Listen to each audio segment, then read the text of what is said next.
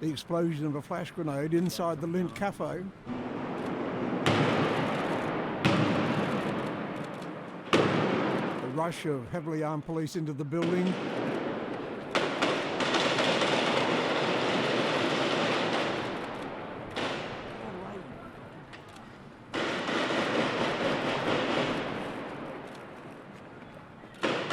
a sustained burst of automatic gunfire intermingled with more flash grenades, more gunfire, and the screams of the hostages as they ran to safety.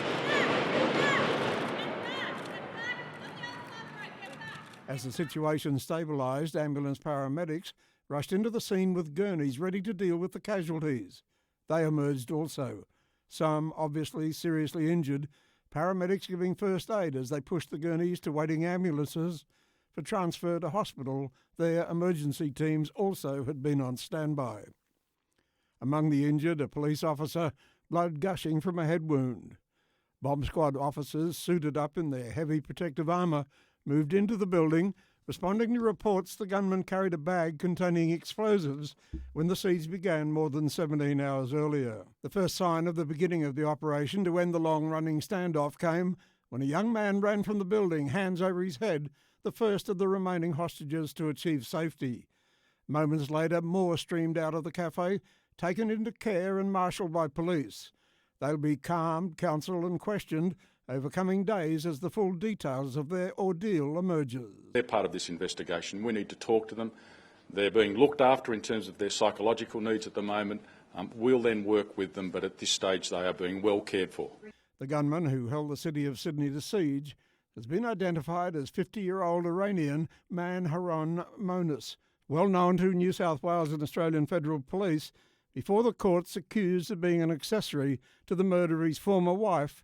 He is also accused of sexual assault. Monis also gained infamy after writing letters to the families of Australian soldiers killed in Afghanistan, accusing them of being murderers. Police say nothing could be done at the hospitals to save the lives of the hostage victims, a 34-year-old man and a 38-year-old woman.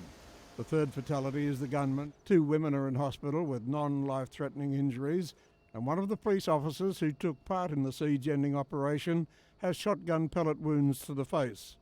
The Commissioner says the Tactical Operations Commander made the decision to enter the building because of events unfolding inside.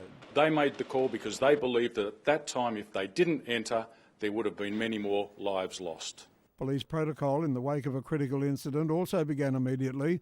The crime scene secured, teams of investigators beginning the long task of debriefing police and hostages and collecting the evidence that will make up their report to the coroner. I'm concerned that there was a vicious, horrendous attack that has taken place in the heart of our city.